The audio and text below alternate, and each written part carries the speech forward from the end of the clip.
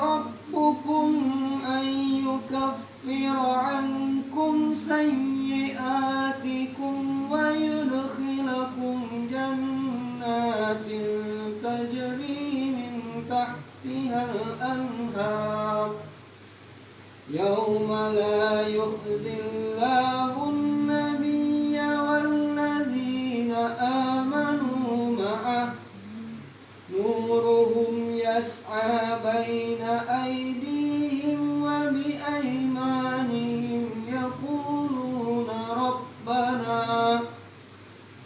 ربنا أتمم لنا نورنا واغفر لنا إنك على كل شيء قدير.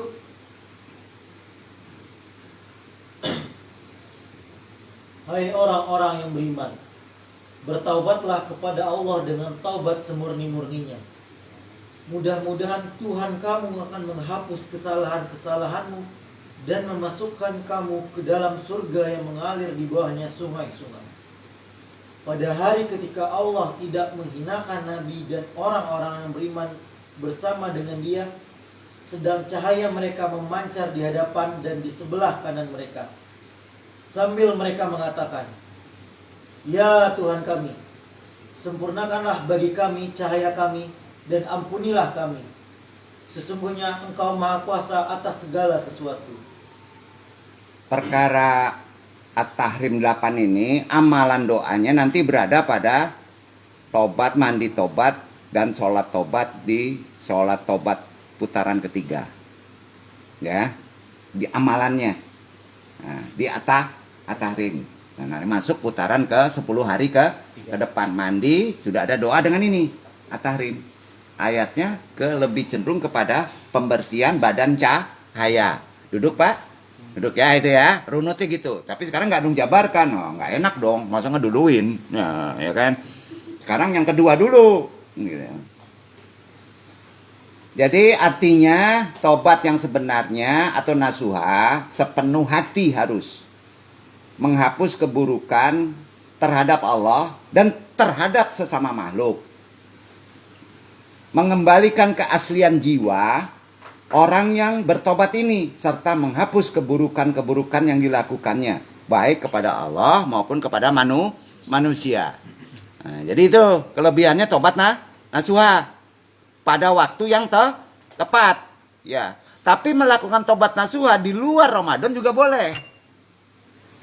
Tantangannya berat, bro. Apa tantangannya kalau melakukan tobat nasuha dengan ritual nasuha di Ramadan? Tidak boleh melakukan dosa yang sama. Paham? Kalau melakukan dosa yang sama, langsung kena sintuk. Aduh. Ayo, sebaiknya jangan lakukan tobat nasuha. Itu ilmunya. Tobat biasa. Jujur, karena kita juga bisa melakukan dosa pengulangan. Paham? Paham gak nih? Bayar dong. Harus dijelaskan itu. Tobatnya mana? Oh, nasuha aja lah. Kemarin yang sholat tobat nasuha. Ikuti ritualnya. Lihat dari Mbah Google. Besok ngelakuin dosa lagi. Besok peyang ente. Nah, itu pemahamannya. Masa ilmu tinggi dipakai diledek gitu kan? Gitu kira-kira.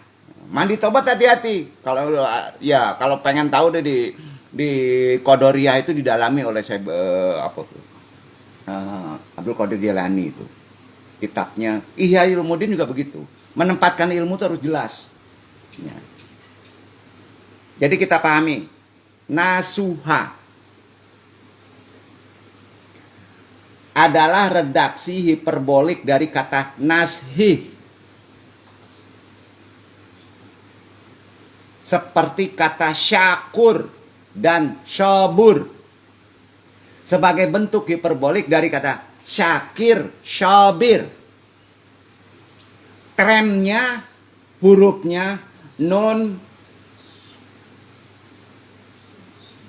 sya, ha, ya kan? Syadha. Dan dalam bahasa Arab artinya bersih. Ya kan? Dalam Arab artinya bersih, ya. Dikatakan dalam bahasa Arab, nashaha al-asyal. Jika madu itu murni, tidak mengandung campuran. Itu nasuha. Jadi kalau kita melakukan tobat nasuha tidak pada tempat pembakaran ramad, jangan dilakukan di tempat biasa. Paham nggak? Paham nggak nih? Karena tidak boleh melakukan pengotoran ulang. Itu maknanya. Duduk Pak, kira-kira pemahaman ini? Ya, jadi niat. Kuncinya di niat. Oh. Kadang-kala andung agak gregetan ke ulama yang dakwah itu. Kapan aja melakukan tobat nasuha tempatnya katanya. Astagfirullahaladzim. Kemarin masih aja ngomong gitu. Boleh kapan saja, tapi dia berani nggak tidak mengulangi dosa. Itu aja. Duduk ya untuk para penceramah khususnya Ustadz Fauji, ini harus ada penjelasan. Ya, harus ada penjelasan menduduki tobat nasuha. Udah paham ya? Nah. Jadi tobat nasuha ini sama derajatnya dalam bertobat adalah seperti kesungguhan waktu kita beribadah wajib. Amalannya serius. Dalam kata musyawarah itu kan disebut anus. Anus itu maknanya membersihkan dari penipuan, kekurangan, dan kerusakan. Dan menjaganya dalam kondisi yang paling sempurna. Anusa, asli, adalah lawan kata dari al-ghishisi, yaitu palsu. Tobat itu nggak boleh tobat palsu al-ghishisi. Ramadan, hati-hati sampai korban. Sampai kurban.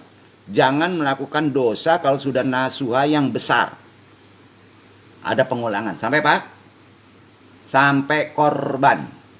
Makna korban nanti pengertiannya insya Allah dong jelaskan terkait tobat nasuha. Pintu tutupannya. Ya. Hati-hati Pak. Ya kita harus jelaskan secara tegas. Zaman sekarang sulit ya. Halal aja susah katanya. Haram aja susah katanya gitu kan. Kira-kira gitu deh. Sekarang tata cara sholat taubat. Ritual sholatnya. Tadi mandinya sudah. Dan waktu yang tepat untuk pelaksanakannya. Karena sholat taubat nasuha, mandi inabah, tobat, mandi tobat. Kalau tidak tepat kena hukum haram. Sampai Pak? Setiap orang pasti pernah berbuat dosa. Setiap orang pasti pernah berbuat salah. Setuju? Ada yang mengaku tidak pernah berbuat salah? Nggak usah ngaji sini. Gitu Pak ya. Sebab manusia memang tidak bisa lepas dari dosa. Kemana-mana kita bawa. Iya. Betul kan? Bawa najisu. Karena itu manusia perlu memohon ampunan kepada Allah. Nabi aja yang maksum bertobat kok. Masa kita enggak? Ya. Salah satu cara untuk melakukannya adalah dengan melakukan sholat taubat. Sholat taubat adalah sholat sunnah yang dilakukan dalam rangka memohon ampun kepada Allah yang semurni-murninya atas segala dosa, baik kepada Allah maupun kepada manusia. Kesalahan-kesalahan yang pernah diperbuat. Maka dari itu, tata cara sholat taubat dan waktunya harus kita ketahui. Dan wajib kita ketahui.